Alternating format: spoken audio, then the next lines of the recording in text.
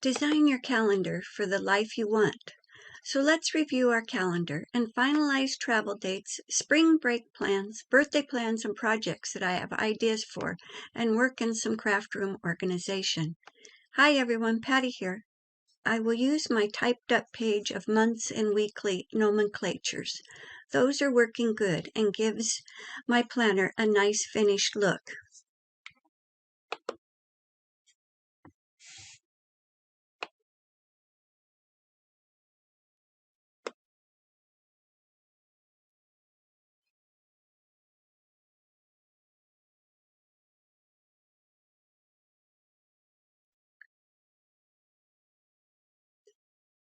The weekly nomenclature fits across the top of the page, but my monthly does not. So I'm going to add that to the side. Don't forget to add a little distress ink around the edges of your pieces. It just helps them stand out. I just wrote the dates in the corner of each box for the month, so I have plenty of room to add the weather for each day. I love going back and looking to see what the weather was a year ago at this time. I want accountability to do the Plan With Me videos, so I'm writing down my goals and sharing them each month. I really think this has helped me get a little more organized and a lot more productive. A friend sent me a quote, so I wrote it down, and I also have it at the end of the video. Layer your life with things you love. The creative mind plays with the objects it loves. I don't know who said this quote or where it came from, but it really is some powerful words. My appointments are all self-care items. I try to get a massage once a month. Priorities or checklists will be changed to projects and videos that I'm working on. I go back and look at what we planned in March and what I didn't get done, so I can add it or move it to April. In the Plan With Me March, we organized our inks and we made a tall, skinny belly band and a pull-out moving tag in a see-through pocket. We used some inks to distress a few brads and picture hanging brackets to add to our tags. I still don't have my story done for my Mission Impossible Junk Journal Force, or I like to call my MIJJF journal, so that will get moved on to this month's projects.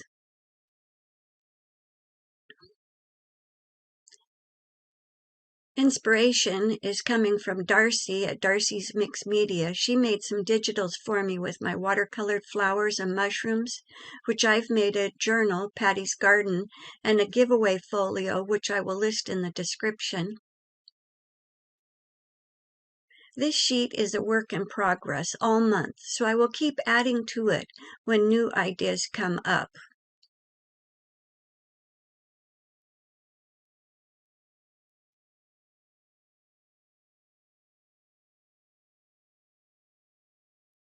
On this tag, I listed everything I need to do for a project that didn't get finished, so I'll just move it to April. Putting the projects on the tags is helpful so I can pull them out and check what I did finish and leave in that month or move to another. Step tracker is looking better now that the weather is changing. My habit tracker is working with tracking just a few items and more generic topics versus a specific item. Another tag with my to-do list. I like that I put last month's project into my planner, and I really like these skinny belly bands and the gear see-through pocket I made. So we moved this project on the tag, and I'll add it to this belly band. I made a new tag with my hand-drawn flowers that I show you how to make in the video, The Making of Patti's Garden Journal.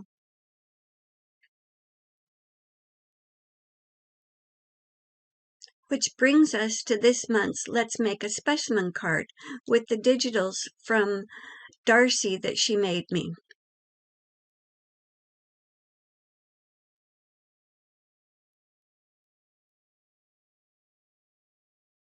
I cut one piece of tea-dyed cardstock, 3.5 inches wide by 11 inches long. The other one is 3.5 inches wide by 8.5 inches long.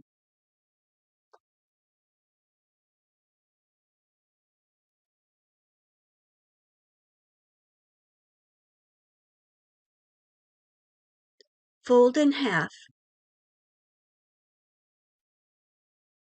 and use a bone to make sure you got a nice folded edge.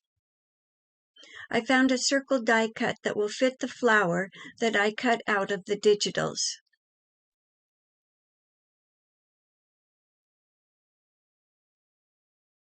I had some of these acetate sheets, or you could use overhead transparency. Louisa Heinzel shows a video using the overhead transparencies, and you can stamp on them with your oxide inks. I've got some ideas for making more specimen cards with that. Cut your pieces of acetate or your overhead transparencies to fit the opening in your specimens card. Fussy cut 2 flowers from the digitals. When you put them back to back, they're not going to match up, but I use a little faded Jeans Distress Oxide ink to go around the edges on both sides of the flowers after I've glued them together. This color really matches nicely with the digitals. I make some of the white areas really dark and go over it a couple times. It makes the flower look a little distressed and like the flower has some petals starting to turn.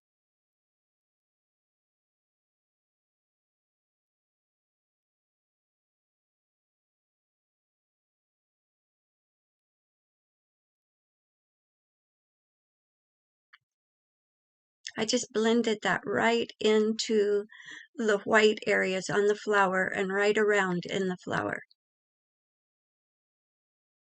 These little blending brushes are quite handy. So you can't even tell that it's not exactly the same. I use a little walnut stained distress ink to go around the tea dyed paper and make sure you do the center hole.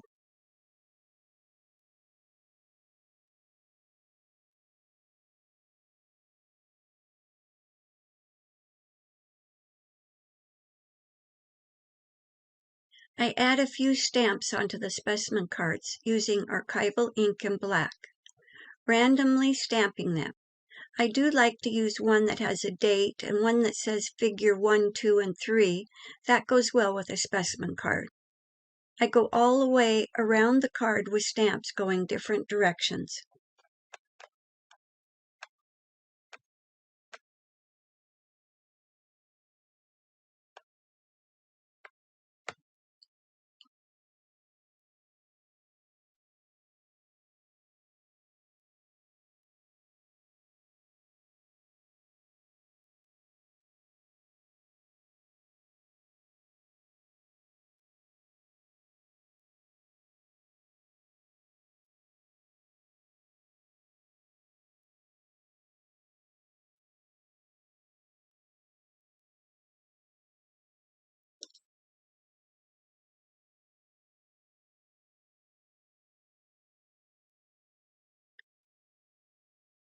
I'm going to have to make more specimen cards to replenish my stash. It seems like I use a specimen card in almost every journal I make. They fit with some of the stories that I come up with, and I just like different ways of using them. I've been watching several different videos and people making different ones using 3x5 cards and having a journaling spot on the back. I think I'll be doing another video with making some more specimen cards and replenishing my stash.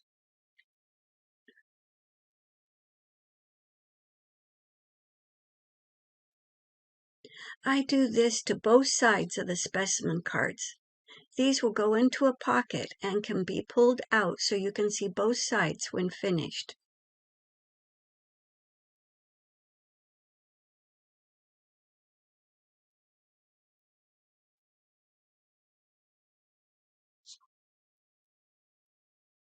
Now it's time to glue the acetate into the specimen card.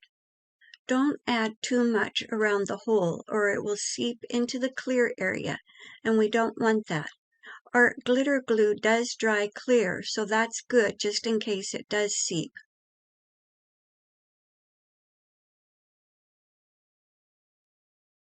Put one piece of acetate on one side.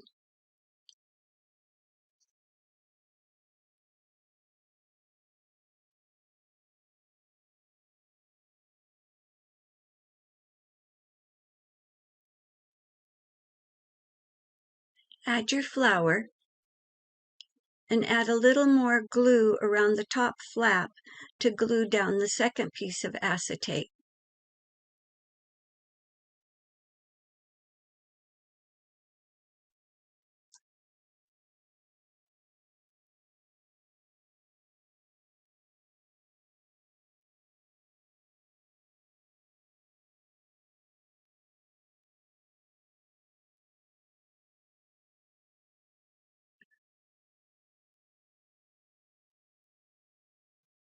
Add the other piece of acetate and glue the top flap down to the back side.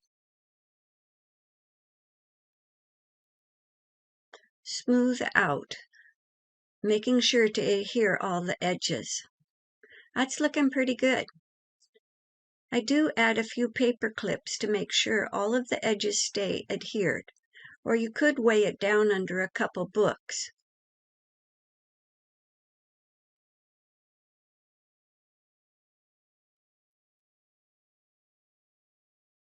Let's organize my stamps. I still have some in plastic totes. I'm thinking I will take the wood off the quotes and words, and then I need to find a way to organize the clear stamps. I had to go up the wall with 3 shelves above the closet in my craft room. They are like wall art for now, and I have to get a step stool to get a stamp down. Not the best plan, but I've gone from a 20 by 20 foot room down to an 8 by 12, so I'm going to have to get rid of a few things, but that's not going to happen right now. The stamps I use daily are on a Lazy Susan or a rotating clear acrylic container that I have right next to my desk. This may not be the best way to organize your stamps, but it is handy and is working for me right now. Leave a comment on how you organize your stamps. I would love to hear. Have a great month, and I hope you're using your planner, getting organized, and being more productive. Bye for now.